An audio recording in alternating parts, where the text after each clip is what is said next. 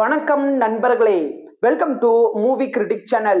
1982ல இருக்கிற ஒரு சாதாரண ரெசிடென்டியல் ஸ்ட்ரீட் திடீர்னு பல மில்லியன் ஆண்டுகளுக்கு பின்னாடி ஒரு ப்ரீ ஹிஸ்டாரிக் வேர்ல்டுக்கு போனா என்ன ஆகும்?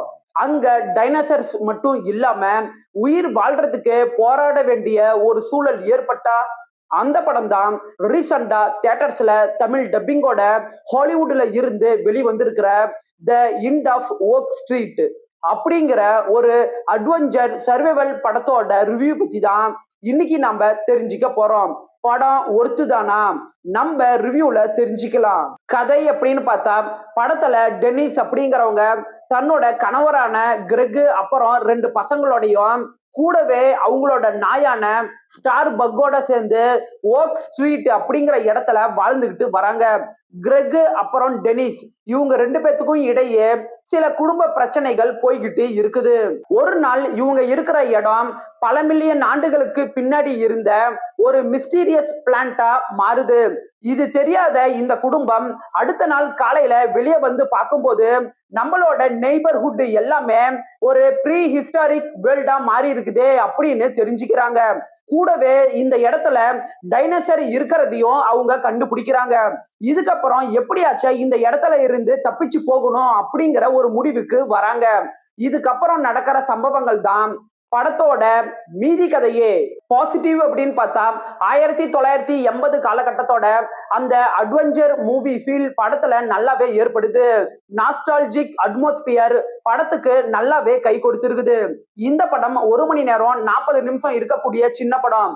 குயிக்கா உங்களால பார்த்து முடிக்க முடியும். படத்துல லீடா நடிச்ச ஆனே ஹெய்த்வே ஆகட்டும், ஈவன் மெக்ரேகர் ஆகட்டும், இவங்களோட நடிப்பு படத்துல நல்லாவே இருக்கு. டைனோசர் சர்வைவல் காட்சிகள் மட்டும் இல்லாம ஃபேமிலி எமோஷன் காட்சிகள்லயும் இவங்களோட நடிப்பு நல்லாவே ஒர்க் அவுட் ஆகியிருக்குது. அது மட்டும் இல்லாம டைரக்டர் டேவிட் ராபர்ட் மிச்சல் இவரோட விஷுவல் டைரக்ஷன் நல்லாவே இருக்கு. கேமரா செட்டப் மூலமா சில காட்சிகளை நல்ல சினிமேட்டிக்காவே கொண்டுகிட்டு வந்திருக்கிறாரு. படத்துல டைனோசர் மற்றும் ஆக்ஷன் காட்சிகள் இருந்தாலும் ஃபேமிலியை சுத்தி நடக்கிற அந்த எமோஷன் கோர் காட்சிகள் படத்துக்கு நல்ல பிளஸ் பாயிண்டாவே இருக்கு. குறைகள் அப்படின்னு பாத்தீங்கன்னா நீங்க 80s காலகட்டத்துல வந்த சர்வைவல் மற்றும் அட்வென்ச்சர் படங்களை பார்த்திருந்தீங்கன்னா அந்த படங்கள்ல பார்த்து பழக்கப்பட்ட அதே டிராப்ஸை தான் இந்த படத்துலயும் இவங்க பயன்படுத்தி இருக்கிறாங்க. அது எனக்கு சின்ன ஒரு குறையா படுது. அது மட்டும் இல்லாம கதைக்களம் சில இடங்கள்ல இப்படிதான் நகரப்போகுது அப்படிங்கிறத நம்மளால முன்கூட்டியே யூகிக்க முடியுது.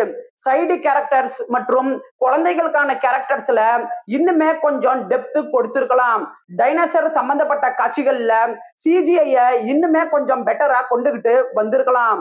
ஓவராலா த இண்ட் ஆஃப் த ஓக் ஸ்ட்ரீட் படம் ஒரு டீசென்ட் வாட்ச் தான். 10க்கு 6.7 ரேட்டிங் கொடுக்கலாம். விருப்பப்படுறவங்க பாருங்க, படம் தமிழ் டப்பிங்லயே இருக்கு. என்னோட ரிவ்யூ உங்களுக்கு பிடிச்சதுன்னா மறக்காம லைக் பண்ணி சப்ஸ்கிரைப் பண்ணுங்க. அது எனக்கு நல்ல ஒரு மோட்டிவேஷனா இருக்கும்.